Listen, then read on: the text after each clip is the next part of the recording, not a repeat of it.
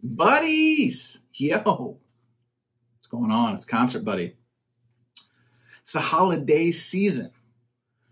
Giving gifts, getting gifts, and also time for reflection. And as we are winding down 2023, I thought what better than to recap some of my adventures and misadventures in record collecting. So I'm going to start with an almost top 10 of new vinyl. Brand new music. Now, you're probably asking yourself, what do you mean by almost top 10? Ha ha ha ha ha! Only way to find out is to cue that lever and come back after the break. I'll tell you all about it.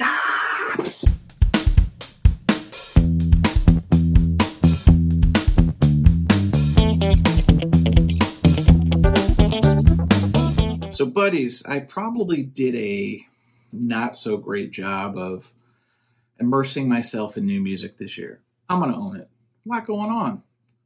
YouTube channel, we moved this year, Vinyl Community Podcasts. Please tell me you've heard about Vinyl Community Podcasts. If you haven't, now you have. Check it out. If you're referring to me as Butt Buddy, yes, I do have a name. It's Brennan Huff. So a lot going on. I did go to some record shows this year. I did go to Austin again this year. So a lot going on. And it seemed my focus in the record collecting sense was really on picking up really premium used records, which we'll get about in a future video. It's what we call deep tease. But for the task at hand, I'm talking about the the brand new music, brand new vinyl I picked up.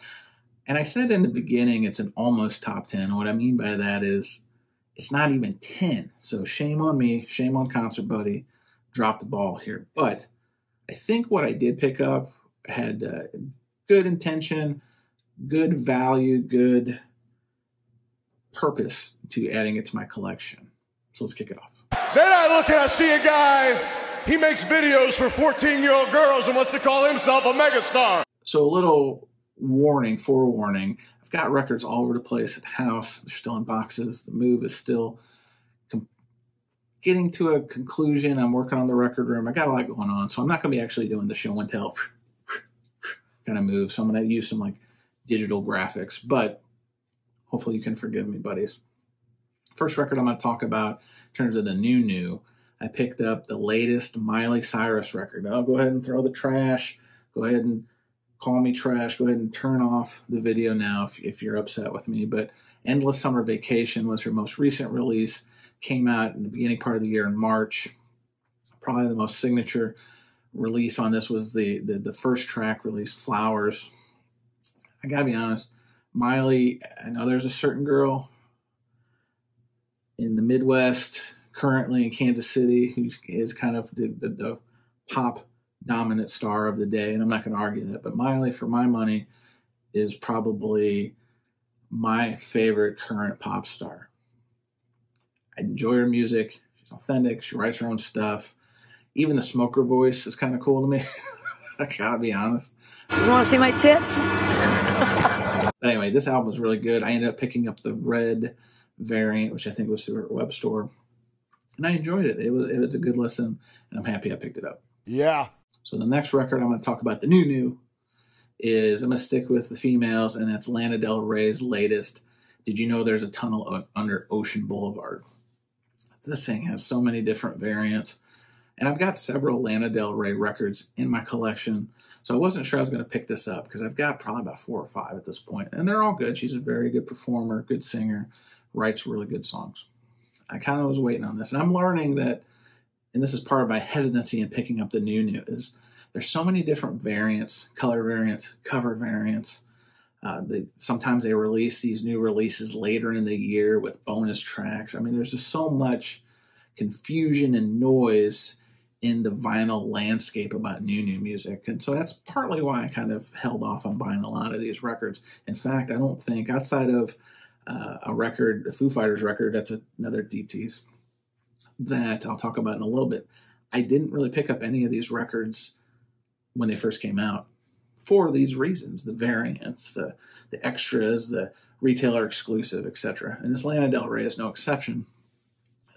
And you guys are going to laugh at me, but the one I picked up was the booby cover. I had to get the booby cover. I'm not going to I'm not going to show the booby cover because, you know, I'm sure there's children watching this. Hopefully not too impressionable. Hi, Mom. That's the one I picked up because I thought it would probably be the most collectibles, the most unique, etc. So, again, I think there's like 6 or 7 different variants of this album. That's the one I picked up. Lana Del Rey, Did You Know There's a Tunnel Under Ocean Boulevard? So another artist that I casually follow, and I've enjoyed some of his previous work, had another album come out in 2023, and that's Matt Nathanson. He's a singer-songwriter from, I believe, the Northeast. This album that came out this year was called Boston Accent. Came out in an earlier part of the year, but the vinyl was kind of delayed, you know, still kind of working through the supply chain challenges and so forth. I listen to and I read a lot of the work of the Minimalists, and they're big fans of Matt Nathanson. I think if you've ever probably heard a Matt Nathanson song, the one you've probably heard is most commercially viable and successful is Come On Get Higher. Good song. That album actually came out a couple years ago on Record Store Day, but we're not talking about that. It's a Boston Accent, very similar to some of his earlier work, singer-songwriter mold. Really good.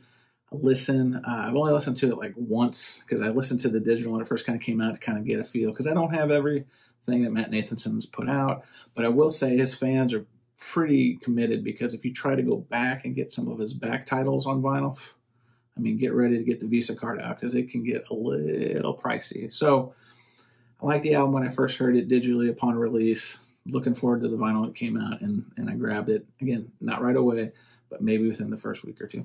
Less than $70. I'll take it. So a really fun record I picked up, a new for 2023. It was a record, and it's a band that, quite honestly, I don't know why I sleep on this band because like every single release I get or listen to from this band, it's awesome. High energy, great songwriting, catchy hooks, and that's the Hives. They released an album in 2023 called The Death of Randy Fitzsimmons. It's exactly what you would expect from a Hives record. High energy. I think the lead single, if I'm not mistaken, was the Bogus Operandi song. And just from the jump, that's like the lead single on side A. Just goes right 0 to 60. Right, kick the solar plexus. And that's what I found all the Hives records I've ever listened to be. Awesome, awesome records. The one I picked up as part of this, you know, release, and again, like I've said it a couple times in this video, or will continue to say it, is there's so many choices on the new vinyl, color variants, cover variants, bonuses, etc.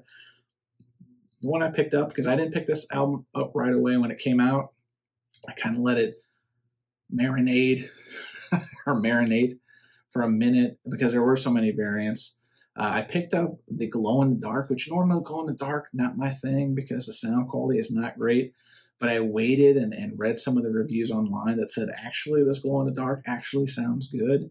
So it gave me consumer confidence to pick this up. So I ended up finding a copy. It wasn't through their web store. It was like some kind of back channel thing. I forget what it was. But I got the Glow in the Dark gatefold, and it had an autographed like little insert card, which really was awesome for all the price point. I think I got it shipped from overseas.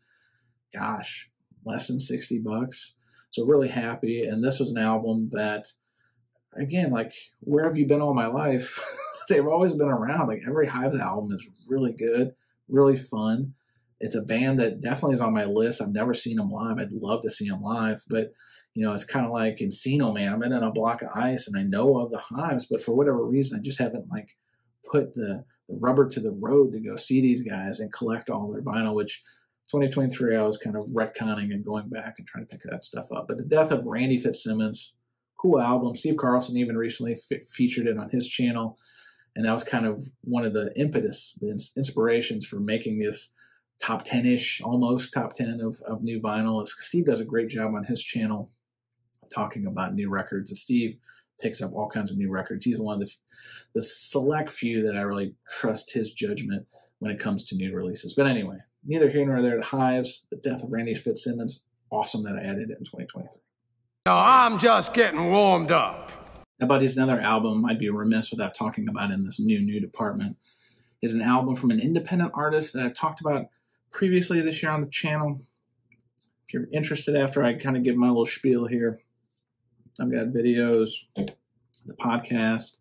We did a listening party about this album, etc. So I'd encourage you to dig in. What I'm talking about is they released Terra Firma from Nick Perry. Nick Perry and the Underground Thieves.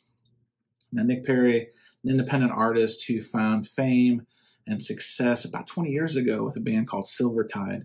Think of like the Black Crowes, kind of Dirty Honey is kind of a newer band, has kind of that southern grit to it. These guys are from Philadelphia, and man, what a killer band. And so I've been following them since their kind of rise and kind of dispersal on various projects over the years. And Nick has created quite a interesting career path in a lot of ways. And again, we get into that in the video, but Terra Firma is such a good album. It's like one of my favorite albums in the last several years. And that's not because, and again, admittedly, I came into the podcast interview and talking to Nick about this project, a little bit biased, no doubt about it, back from the Silvertide times to even the things I've followed that he's contributed to since. The last album by Nick Perry and the Underground Thieves was something called Sunbia, really good album. If you can pick it up, I'd highly encourage you. But Nick is an independent artist, like all over, making the music, writing the music, advertising the music, packaging and shipping the merch, like one-stop shop. And that's something I can definitely identify with in the past years.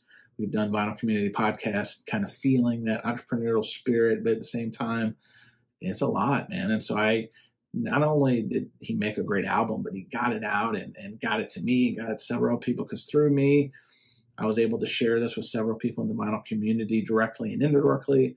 Some people I sent vinyl to, some people I just sent the link to the album before it came out. Thanks again, Nick.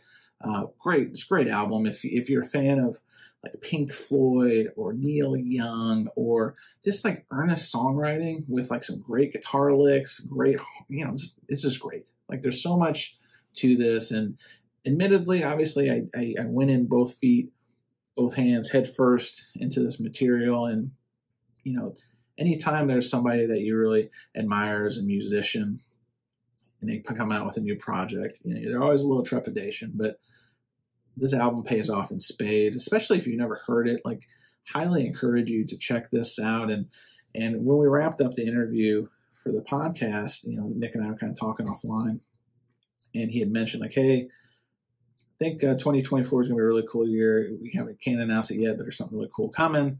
And I kind of had a feeling, and he was kind of planting the seed about information that came out just a month or two ago. And that's Silvertide, his first band from 20 years ago, is getting back together for a 20th anniversary. They've signed with new management.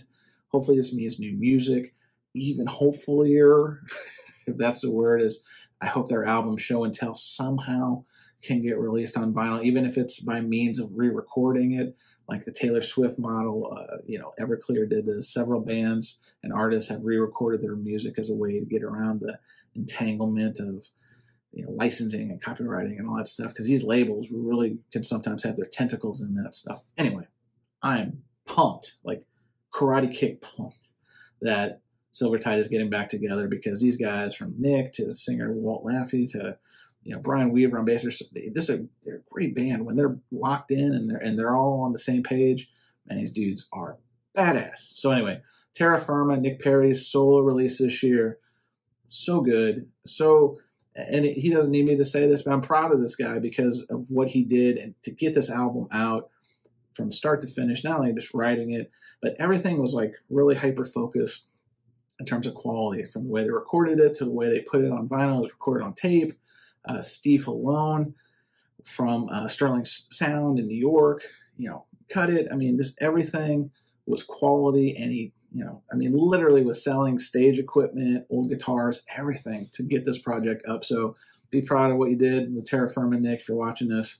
It's awesome, and I'm so pumped to see what 2024 has in store for Silvertide. Glad to hear it. All right, so now we're getting into the bigger bands. And I talked about this one just a little bit earlier in the video, and that was the latest from the Foo Fighters. So here we are. And I was very curious, like a lot of folks, to see how they were going to respond, losing drummer Taylor Hawkins. Dave, naturally, probably pretty easy to guess, did all the drumming on this release. But it was a different type of Foo Fighters album in the sense that the songwriting, it was kind of a throwback to some of their earlier stuff. It felt, and this isn't a shot at the band, but some of their last couple of releases were very formula driven, very, I mean, there was one that was used in a Chevy commercial, if that tells you anything. And there's nothing wrong with that.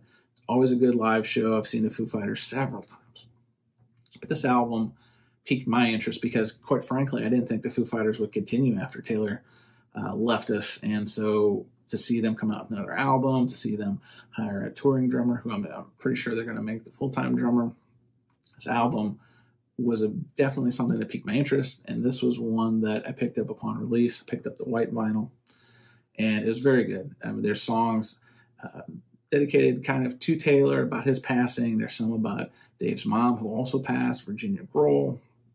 Dave's got his daughter singing on some of the songs. So it's a pretty good album in the sense of diversity and, you know, songs sound differently. And also, I don't know, it's just, they feel like they have more gravity, more gravitas to some of the songs than maybe some of the previous albums. So I talked about this album in a previous video. So if you're curious, like my initial impressions, not much has changed. It's a really good listen for me. If you're a Foo Fighters fan, definitely an essential album that you need to have in the collection. I would say probably in their top 5 albums of their discography for sure. I get in trouble for being honest. All right, so we're at the final 2 of the almost top 10 list. And coming in, and again, these aren't ranked, but the second to last, is the boys from San Francisco, Metallica. They released their latest album, 72 Seasons, in the beginning part of the year. They've been touring on it for most of the year. They're going to continue into 2024, doing the dual, you know, Friday, Sunday, no repeat, kind of Metallica festival-ish vibe kind of deal. If they come to your town, highly recommend checking them out. This is one of the legendary bands that you should see while they still have a little juice on their fastball, if you know what I'm saying. But 72 Seasons, you know, like a lot of people, when I first heard it, I was like, is this better than Hardwired to Self-Destruct? Is this better than Death Magnetic? I don't know. I couldn't really see it kind of eclipsing those. And it's grown on me, you know, seeing the live show a few months ago in my town. They played several cuts from this album, and they were good. And I think it's going to be one of those things that will age, and I'll probably find a couple tracks that really stick with me.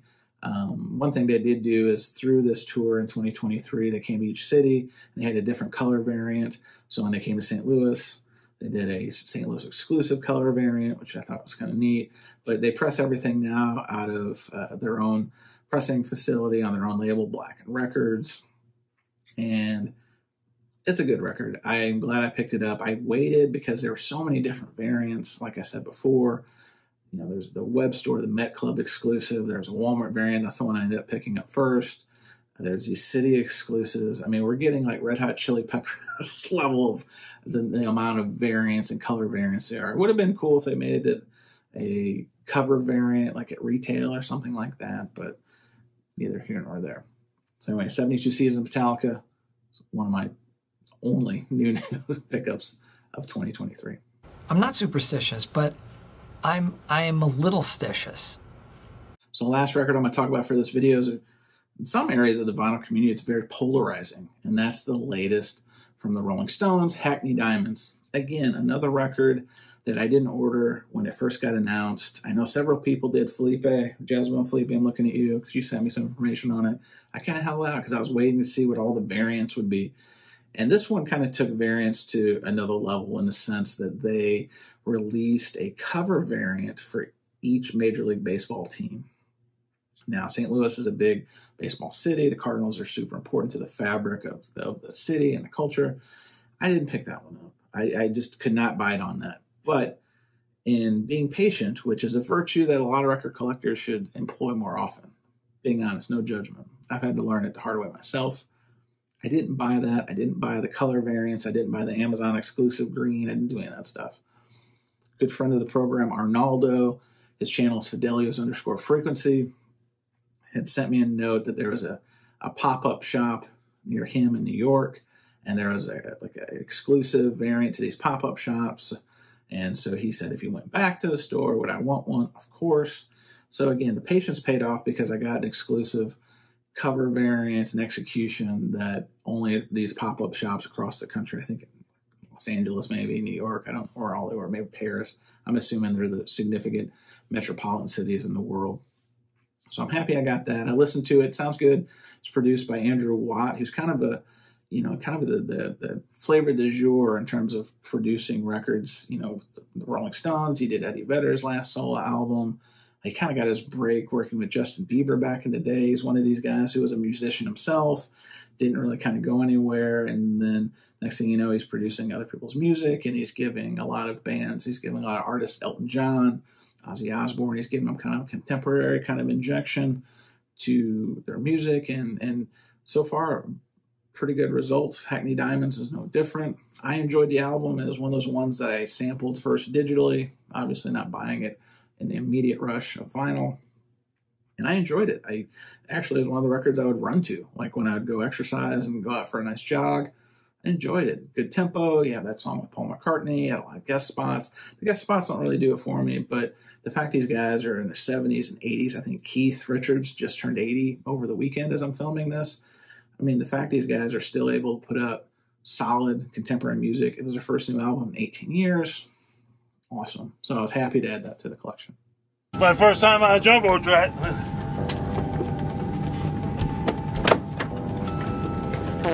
Excuse me. Buddies, I did it. We did it. Thank you for taking this walk with me down memory lane of the new vinyl purchases I made in 2023. What did you pick up of the new variety? You're probably sick of me saying new. It's almost over, I promise. Tell me in the comments below some great albums that you picked up, things you'd recommend to anyone and everyone. If you had a YouTube channel, if you didn't, or if you're the mailman or the Target employee or whoever and whatever should be listening to it, tell me in the comments below. I'm always on the hunt for good new music to broaden my horizons. Buddies, got a couple more videos in the pipe, and then that's it for 2023. So until then, when you get the chance to listen to new music or any music on vinyl that you can, just spin it. See you in a little bit. Well. How the turntables... Well, we out of time.